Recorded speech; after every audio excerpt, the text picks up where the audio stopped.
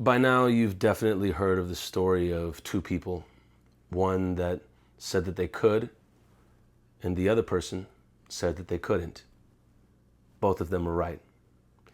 Or maybe you haven't heard of that story. I find that short story so incredibly empowering because it shows you just not only how powerful our mindsets are, but how powerful our words are. And when we say that something is possible, it's possible. When we say that something is not possible, well, then it's most likely not possible. And we are the authors of the road ahead of us. We are the authors of even the road behind us. And when we look at our life story and what's possible and what's not, many times we'll see that that story, that path, that journey, or that adventure is something that we've authored. We're responsible for it. We're the ones who wrote this out. And many times it's not to say that outside circumstances are entirely within our control. There are so many things that are outside of our control. However, there are many things that are within our control. One of those things is how we respond to external circumstances.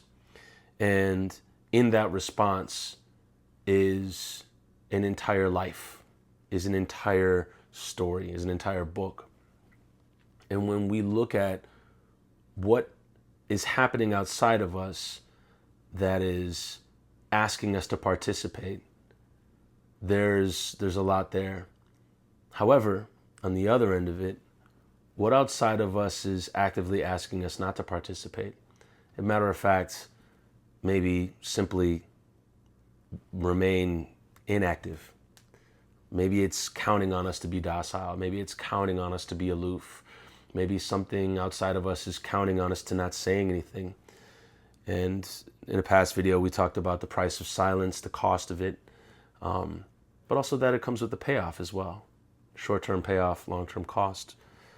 And I want you to take an inventory on your life in what is preying upon you to take inaction, to not be active, to not take action, I should say. A lot of different ways to put that.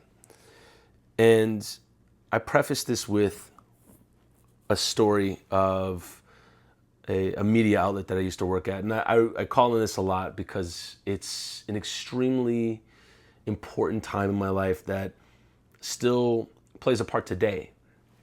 And it reframed the way that I look at broadcasting, media, messaging, even communication just between two humans in the way that we tell stories.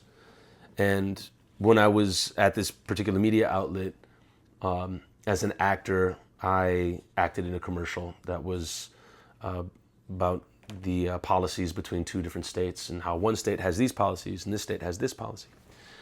And that commercial then got picked up by a political candidate later on, not even intended for political candidates' use.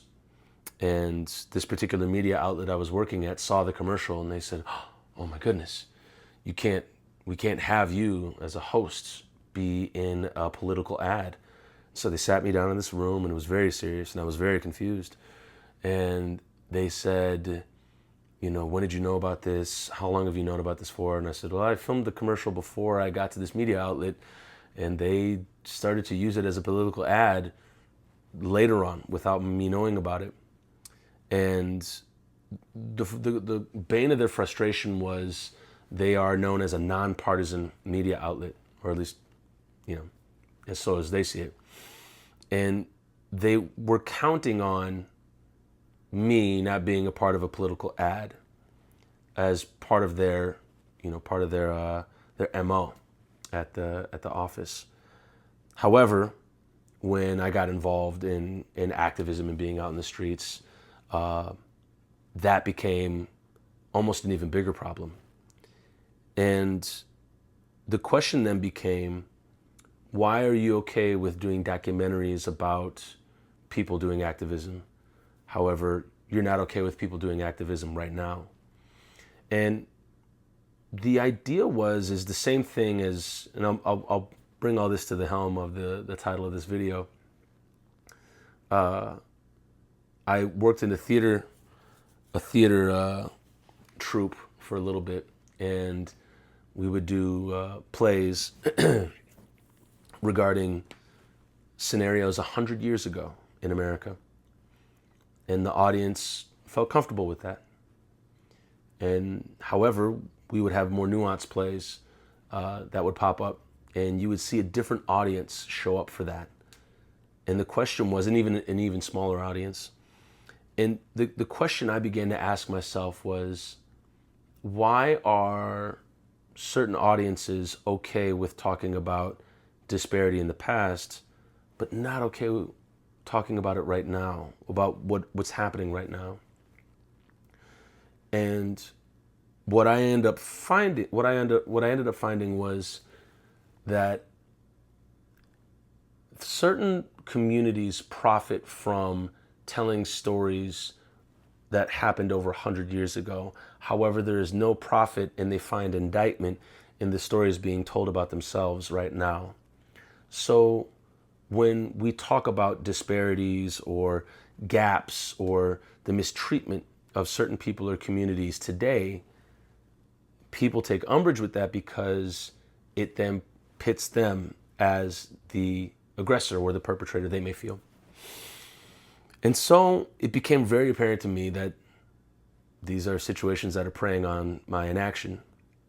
And in many cases, a lot of them profit from inaction.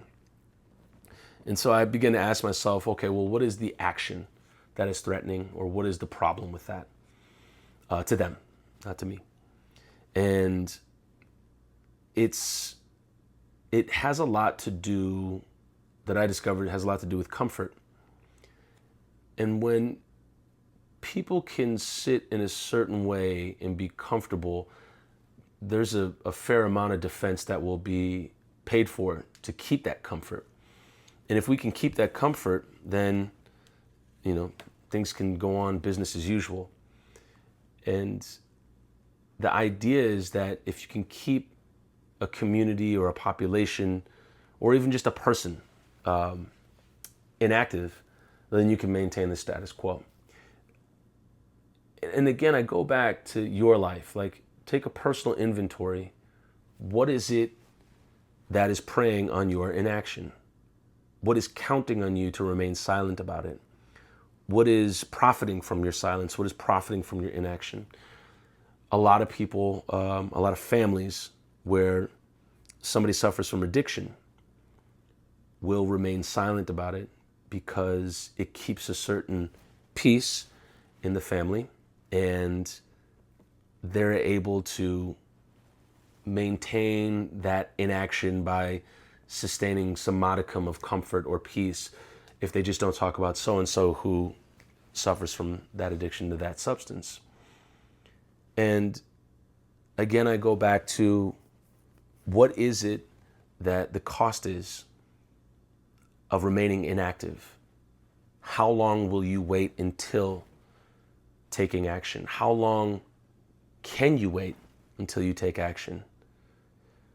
My mother worked in the cancer center in many hospitals, and there were many people that had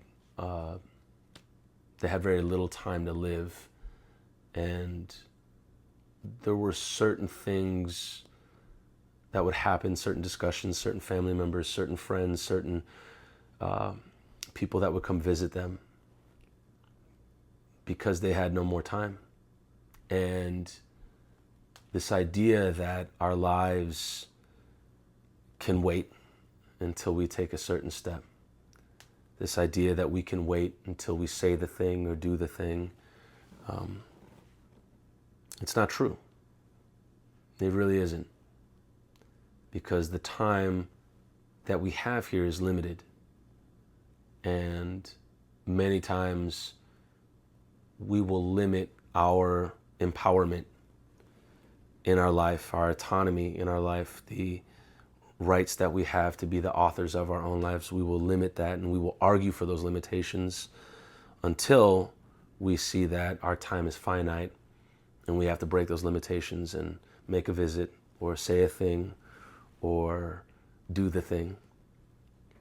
And I really, really wanted to check in with you on the question, what is preying on your inaction? What profits from your inaction? And what is the payoff for taking action? There are many times in my life that I took action sheerly out of feeling that there was no other option, and creating a reality where it was either do the thing or book the tour or write the song or call the friend, where that had to happen in my mind. Otherwise, I didn't believe that there was going to be another opportunity for it to happen. And that was one tool that I used to get myself over the hump of taking action. However, I think it's important to focus in on some of the things when we talk about the media outlet I worked for, or even the audiences at the theater troupe. What is counting on your inaction? What is counting on you to edit yourself or curate yourself to really not be outspoken? And I think the price of giving into the things that prey on us to be inactive is inauthenticity. We end up cutting parts of ourselves out. We end up, editing pieces of ourselves. We end up giving drafts of ourselves to people or expressing it out in the world when we could be being fully authentic.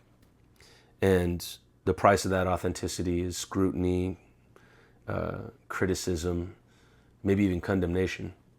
And we'll get into condemnation in a different video. But I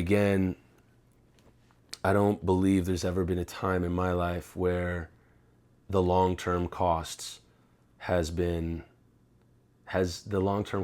outweighed the long-term payoff in being authentic and taking action. And that is definitely something I've never regretted, never resented, or ever looked back on and wanted to change. And so I challenge you again to look at those things, and we'll flip this around. What is the value in taking action? And what is the value that you see in being your authentic self?